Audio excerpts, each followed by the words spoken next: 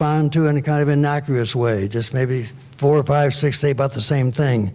Maybe put in one of your publications. You know, there's a lot of ways to do it.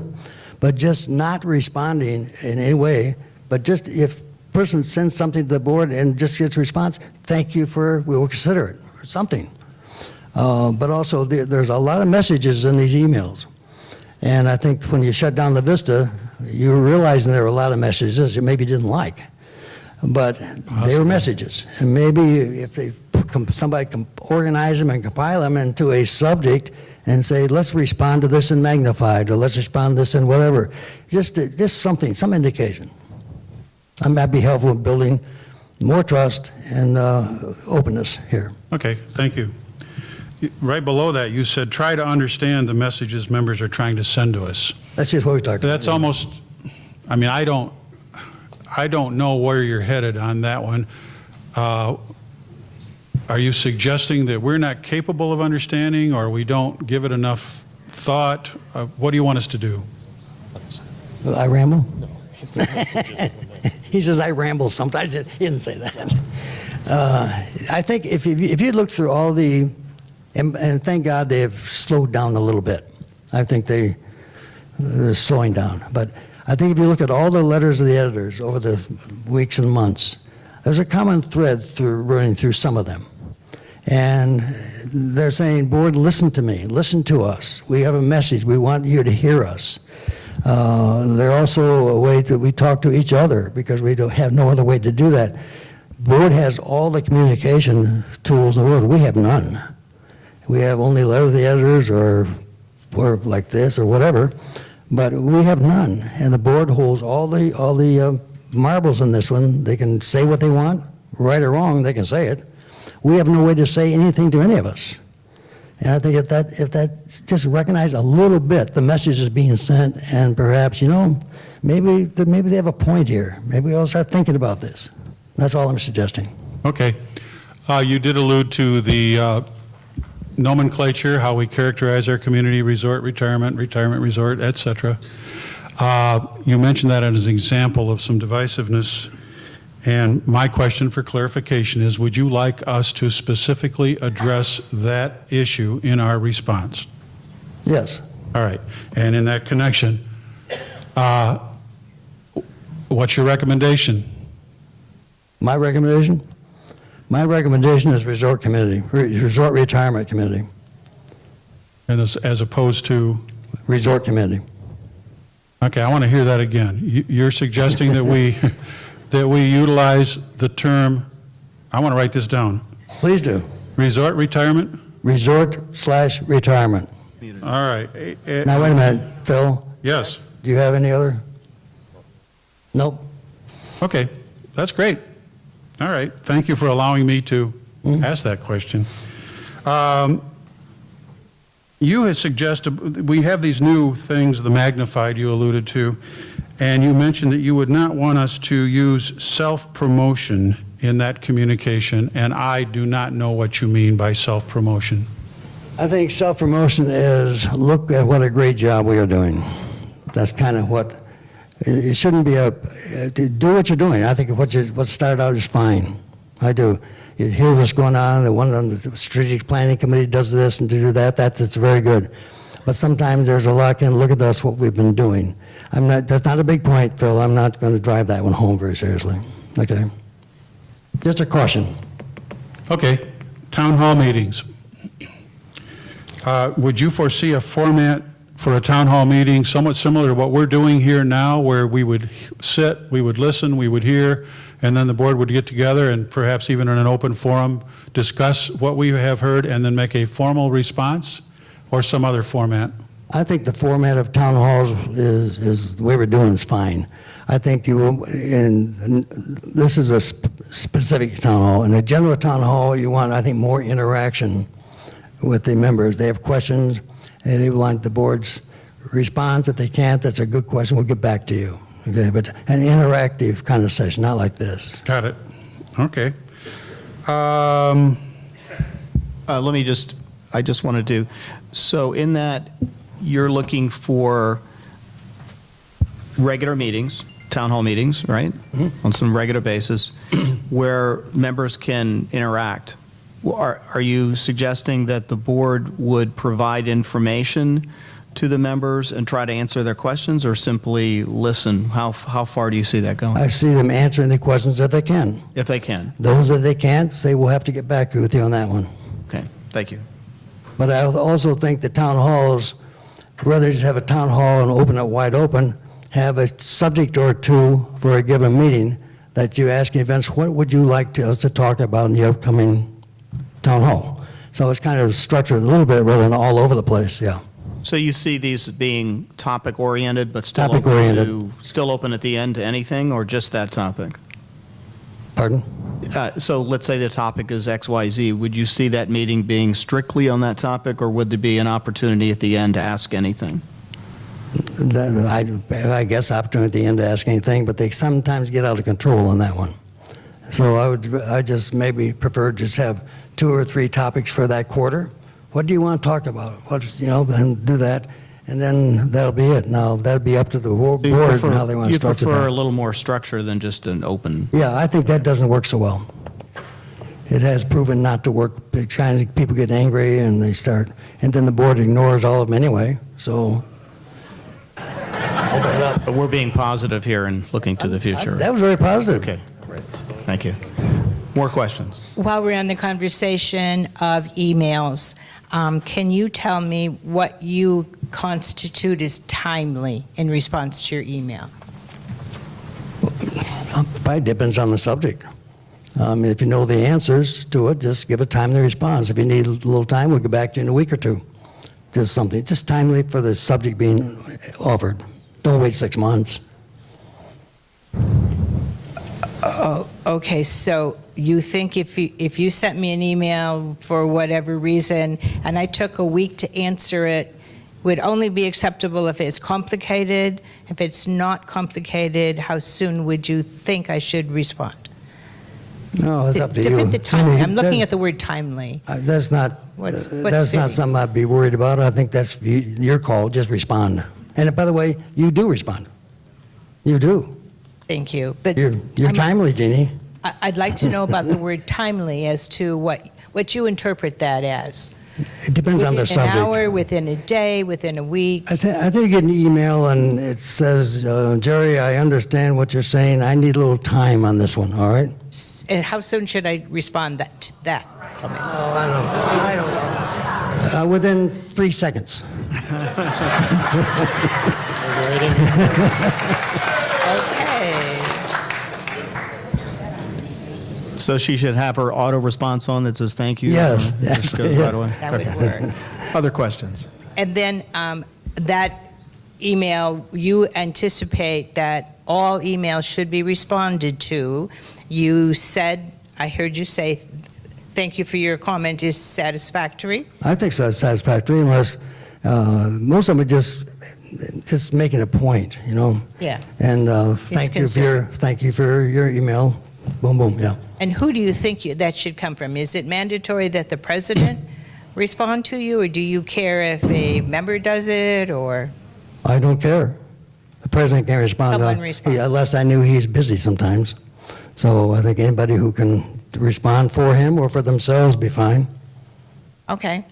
Let me talk to you, let's talk about coffee, the GM coffee that you mentioned. Oh, yeah. And you had written in that they should be scheduled, GM coffee. How would that be beneficial to the members, and how would it work? I think that we used to have those. At the end of Harvey Hoffman's thing, we started getting him to do this. And it was more of a freewheeling kind of thing, but he would bring a staff member with him who knows a lot about the subject, if you want to. But they worked well. They really worked well, and they're surprising how sane we all are and how respectful we all are until we get mad. But those are very good, and I think that that would do is let Bob understand our thinking and help us better understand his thinking. And just an exchange of ideas and points and so forth. And it was working very, very well. Although we dragged Harvey into it, but once he got into it, he liked it. How many So, people are involved in this, Jerry? It comes to the town halls? I mean, the... No, GM Coffee. It depends on how whole show. It was held in a smaller room. I don't think we ever had over 15, 20 for any given coffee. And that was it. But you're not going to have a big meeting like this. So the GM Coffee was scheduled, and it was a small number of people, and they Yeah. just Yeah. battered questions I at don't the think we ever GM. had over 20 there. And Some days it might have been 10 there, but at least they're offered and they're held. Yeah. But they work well. They really work well. And I think Bob would enjoy it. And they were just questions posed to the GM? Yeah. Is that what you did? He would, as I he would do it any way Bob would want to do it, but the other general manager, he brought a topic of his own to open the meeting. He wanted to say a couple things of what's going on, and then just opened up for questions, and it worked very well. It really did. Okay, thank you, that's all. I had a quick question, not to belabor the timeliness piece, but it sounded to me like you were saying on the emails that the key was to get an acknowledgement, not so much how quickly it came back or what the answer was, I but think that's to get an the key. acknowledgement that it's been received and Yes. something's happening. I think if he asked these specific questions, I think the specific question could be answered, but primarily, I think they just want to email you and make a point.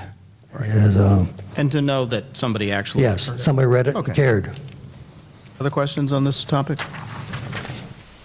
Okay, we'll move on to transparency. Yeah. Transparency and communications are really linked together. They really are linked together. We decided to separate them. So a lot of the things we say in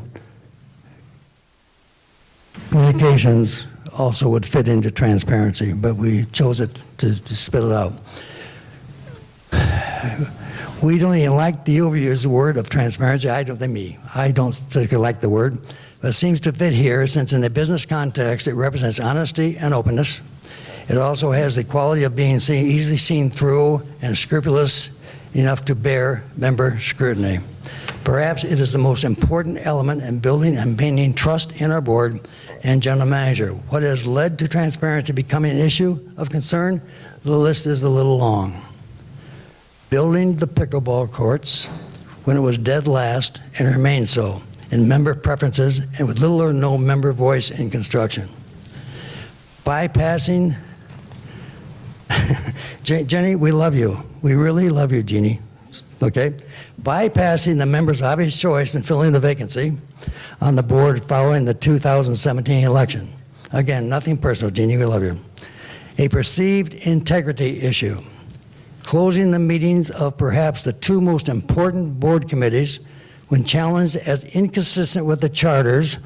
The board amended the charters to make the closings, quote, legal, unquote, legal. The result is that members have no clue as to what is even being considered by the committee and development of the club. They want to know, they feel left out, they want to be included, and they want to be involved. Another thing that led to the problems is banning the Vista, personal attacks on member groups and members themselves. The board position on EMS, which differs from the feelings of most everyone in the community. Perceived secrecy by some, budgeting issues by some, and a feeling of not being listened to.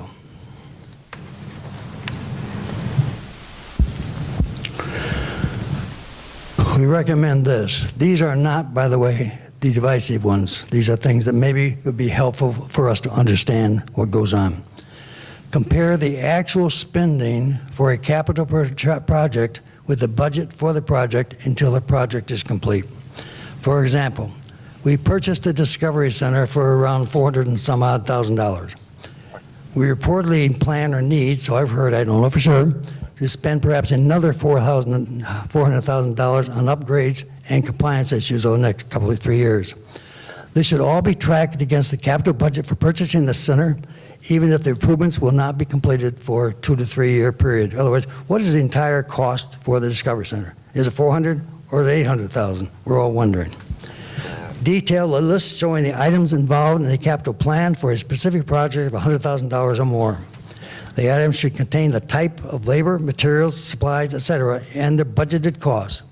Once a project is approved and started, there should be a schedule showing the costs involved with at least 3 columns showing planned expenditures, actual expenditures, and variance, if any. So we get an idea of, are we on target, are we overspending, whatever. All labor costs of employees used in the project should be part of the cost of that project.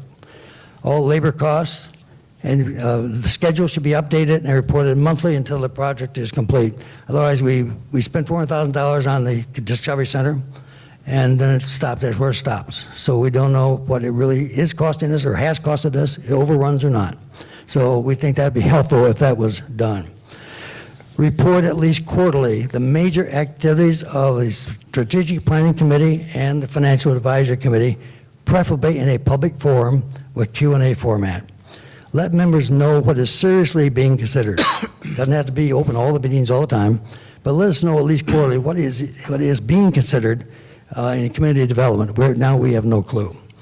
Report the decisions, recommendations of the Financial Advisory Committee and matters referred to them by the board, especially if the Financial Advisory Committee got a project and they recommend against it and the board overrode that advice, and why the board overrode that advice. The board did that with the Discovery Center. They did override the recommendation of the FAC, and they told us why. That's the model that should be followed in other future projects.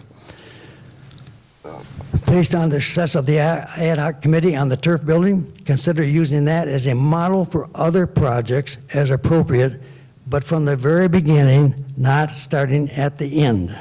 And the project on the turf building saved, I think, $150,000 or in that neighborhood, but they got into it at the end, and thank God they did, so we saved some money there.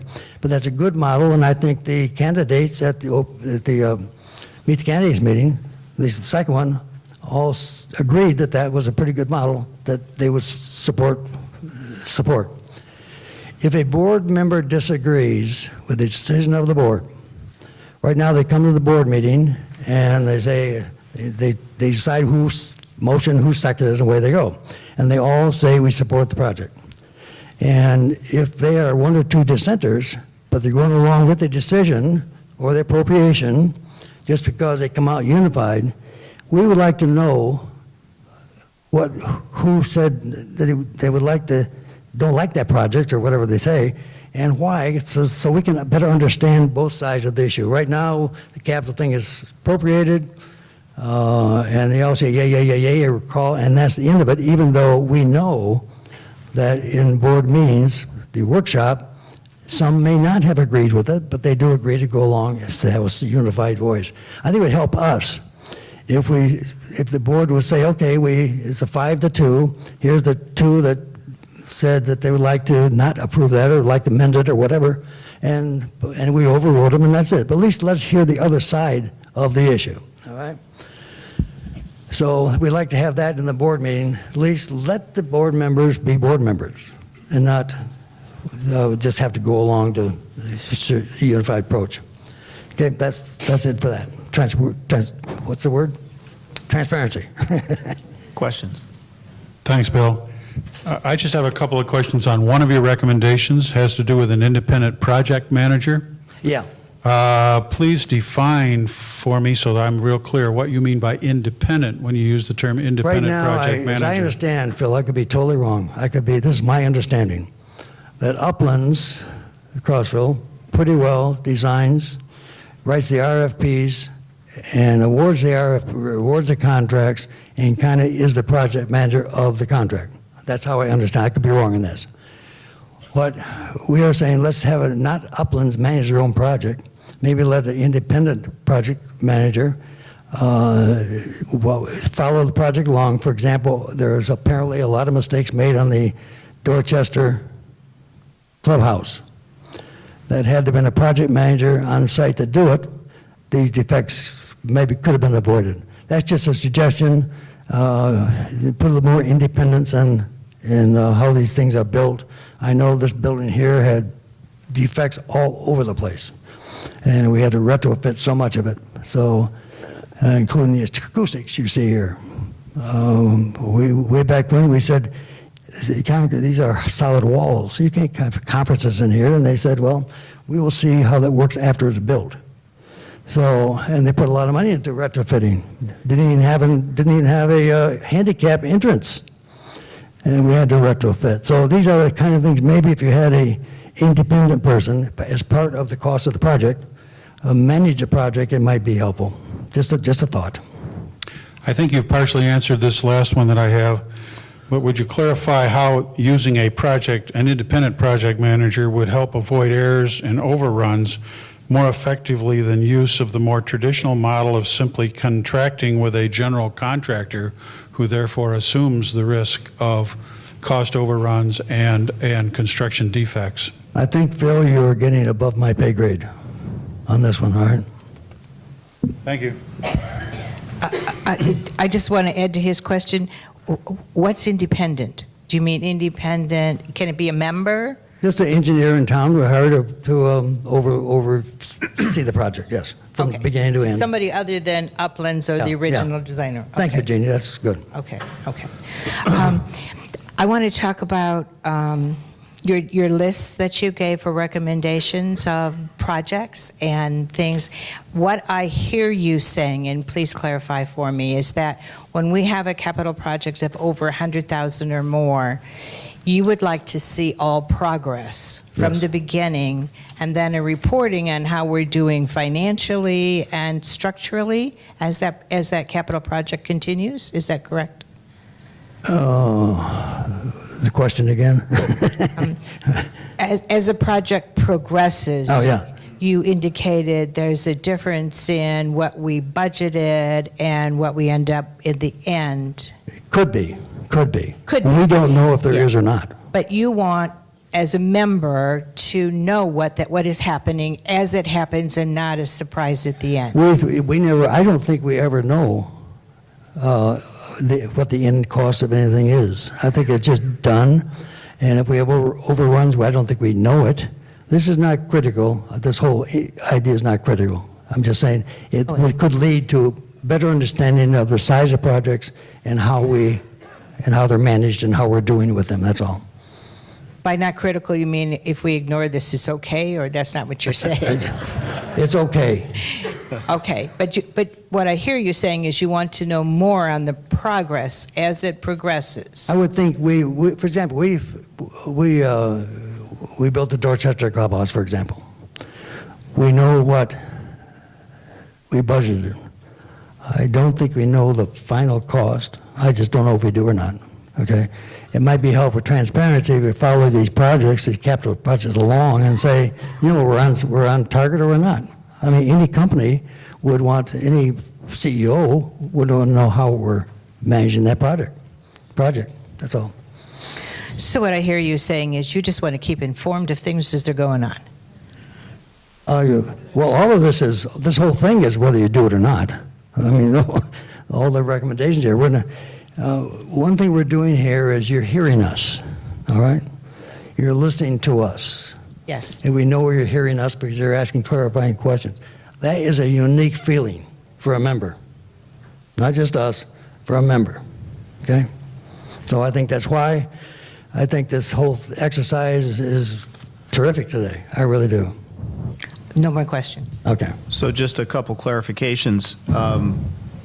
I think what I heard was for the independent project manager, just someone who's not affiliated with the vendor or vendors who are providing Yes, the yes. service? Okay. And then on the topic of capital projects, a beginning to end report that you would normally see in a construction type project. What was the budget? What's the actual? Where are the overruns from the beginning to the end of the project? No matter And- whether it runs across fiscal years. And the total cost of the project. For example, is the Discovery Center costing us $400,000? Or is it costing us $800,000? because we budget $400,000 this year, we budget another $200,000 next year, another $200,000 the following year, and so the project, which we thought was $400,000, is now $800,000. Right, so across fiscal years, whatever it is, Yes. from A to Z, when the Yes. thing started or ended, that's the Yeah, total. even though you budget each year for pieces, what is the entire project going to cost us? Got it. Thank you. Other questions? Move on? Okay. Last topic is dues affordability. And they all say, yay. Dues affordability. This probably is not an issue of divisiveness at all. In fact, I know it's not. At least I hope it's not. In the recent strategic direction survey, 75% of the residents strongly or moderately agree that the ongoing cost to maintain our standards will, over time, find Fairfield Glade less affordable for some.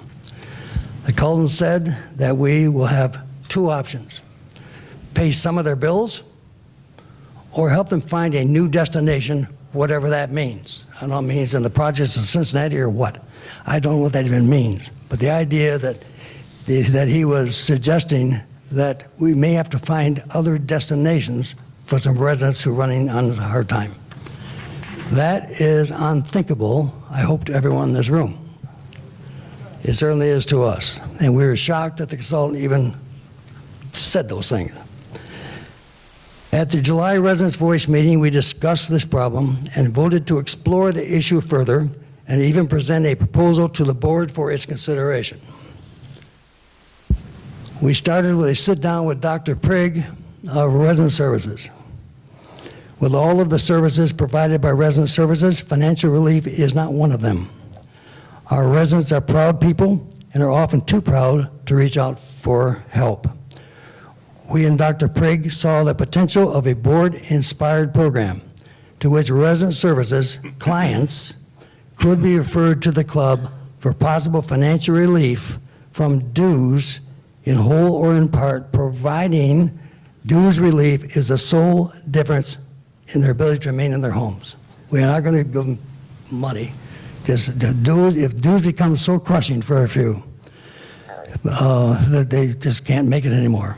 So perhaps the most difficult problem would be to develop qualifying criteria, perhaps using the government's poverty level income of $14,000 or less. We have people here using food banks. We have people here at foreclosure. We have people here are in deep trouble, not financial but otherwise. And John Cannon of the Staples, who does intake for Resident Services, told me that he guesses as many as 10% of our residents south Peavine are in deep trouble, primarily because their spouses die, they lose half the income of the Social Security, or they die and they don't know how to cook anything, so they turn burners out and leave them on. So we aren't all the north side, or not all people who can afford to live here. I'm on fixed income, but I can make it. But there are people who can't. And these are primarily the older people who've been here for several years. They're out there. We know they're out there. So what we're suggesting, if the board would be interested, and maybe they wouldn't be, and if they don't, that's, I understand. Maybe the timing's bad. And if they're into developing such a program, we recommend the following. Request us, Residents' Voice, to develop the scope, eligibility criteria, and administrative requirements for a program which would provide possible dues relief to residents in need, where dues is the thing that would be needed. A drafted program would then be shared with the board for preliminary approval. If approved, it would be presented to the Resident Services Board for review and possible approval by its board, with the suggested Resident Services role limited to referral to the club. It could be 3 people, it could be 50 people. I wouldn't have it could be no one. It just depends on dues alone. Once finalized and approved, area churches would be advised of the program for their possible referrals. The program would probably be best assigned to the HR department of the club for administration, but that, of course, be up to the club. If the board does not see it as a need now, or maybe not ever, don't ask us to do it, because it's going to take a lot of time, okay? We have to delve into something we know nothing about. So, but we'd be willing to do it. If they would like to have us do it, we'll do it. So that's not a divisive issue. It's just an issue that's been burning in the Residents' Voice people that any consultant, anybody would say, we're going to have to relocate some of our members in need. That just doesn't sound right. I don't think the retirement magazine would like to say, Fairfield Glades just driven the residents out because they can't afford to stay there. I don't think that would be good. And it's just not fair. It's not a fair thing to do. They've been here a long time. They founded this place. And we can maybe do a little help if needed. That's it for us, folks. Questions? Again, just for clarification, so that when we take this up, we'll know where you're coming from. There is the